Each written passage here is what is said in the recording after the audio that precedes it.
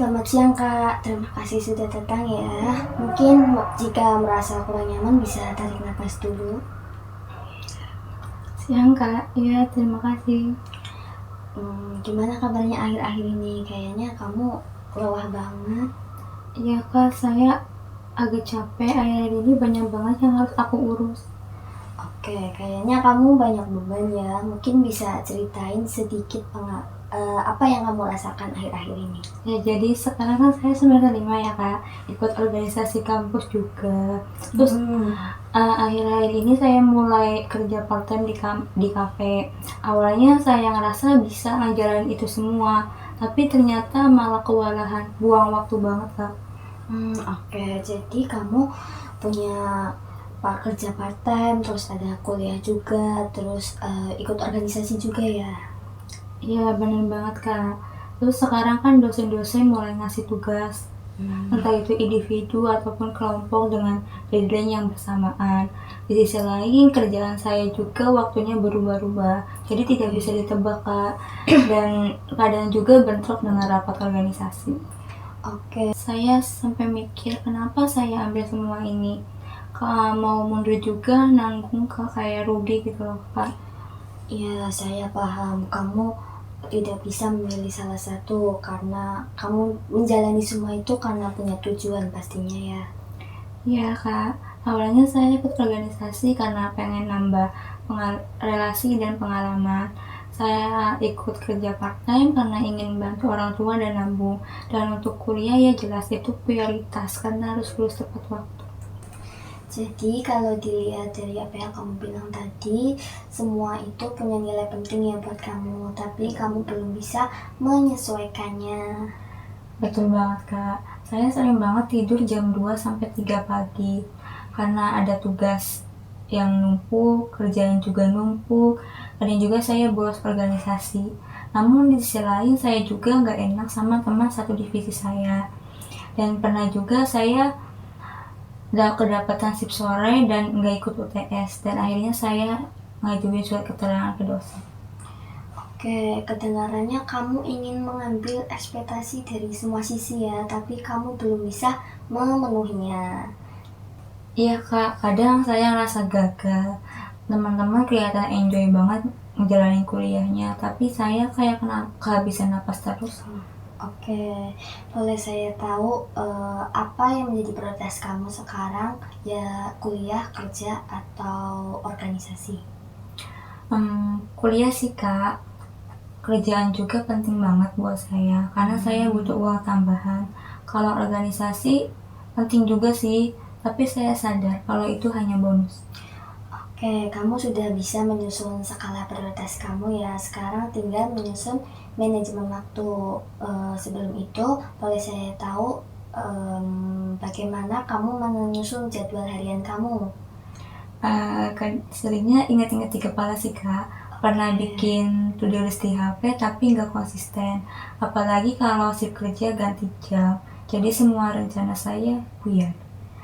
Oke, jadi kamu belum punya sistem manajemen waktu yang fleksibel ya? Iya Kak, seringnya saya ngejalanin hari berdasarkan hal mendesak. Misalnya ada tugas yang deadline-nya mepet, saya kerjain tengah malam. Ada rapat organisasi, ya saya datang kalau sempat. Oke, jadi itu terlihat seperti hidup dalam mode survival terus-menerus ya? Iya, bener banget Kak. Oke, aku akan ajak kamu untuk mengevaluasi ya. Misalnya kegiatan kamu per jam selama seminggu itu seperti apa, kegiatan kuliah, organisasi, kerja, dan istirahatnya. Wah, bentar coba saya hitung ya Kak.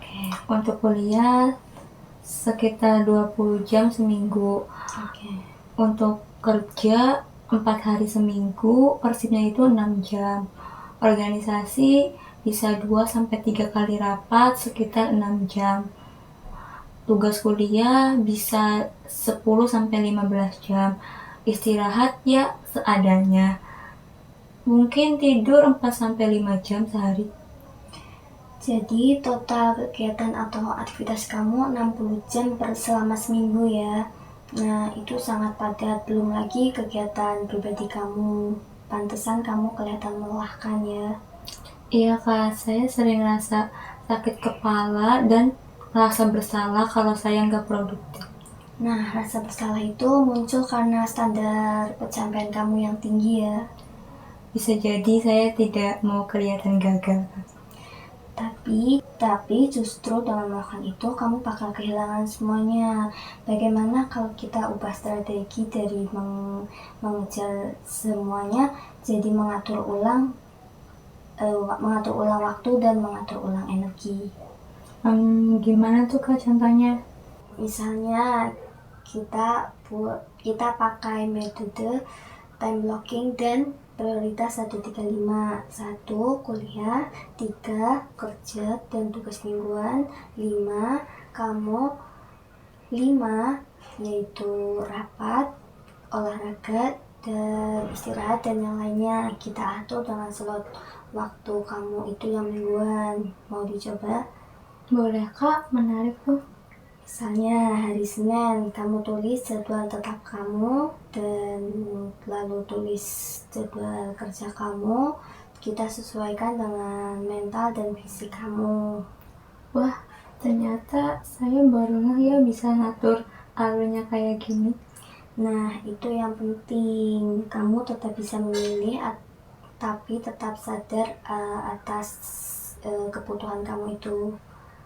Tapi kalau saya berhenti organisasi, saya takut dibilang gak komitmen Kak. Kekhawatiran itu wajar ya, tapi kita juga manusia memiliki batasnya. Apa kamu bisa komunikasi dengan ketua divisi kamu? Mungkin bisa Kak. Saya akan coba ngomong kalau saya tetap bisa bantu, tapi konsentrasitasnya berkurang. Nah, itu udah pilihan yang bagus ya. Bukan berarti kamu gagal, tapi itu bentuk awal keberanian kamu untuk mengatur ulang hidup kamu. Ya, terima kasih ya Kak. Sekarang saya jauh lebih tenang. Ada langkah konkret yang bisa saya coba. Saya senang kamu mulai merasa lega. Sebagai penutup sesi ini, bagaimana jika kamu merangkum apa yang sudah kamu dapatkan hari ini? Baik Kak, jadi saya sadar bahwa saya itu terlalu banyak ambil tanggung jawab dan juga nggak punya sistem yang mendukung. Mulai sekarang saya akan coba atur ulang jadwal saya, pilih prioritas dan mulai jujur dengan kapasitas saya. Dan saya juga akan coba komunikasi tentang hal ini dengan teman organisasi saya. Luar biasa ya, itu langkah yang dewasa. Nah, kita bisa lanjut sesi ini berikutnya ya tentang bagaimana implementasinya. Untuk sekarang, terima kasih sudah mau terbuka dan mau mencoba. Ya, terima kasih banyak juga Kak, saya jadi lebih optimis. Sama-sama, jangan lupa istirahat, jangan lupa jaga kesehatan, dan sampai jumpa di sesi berikutnya.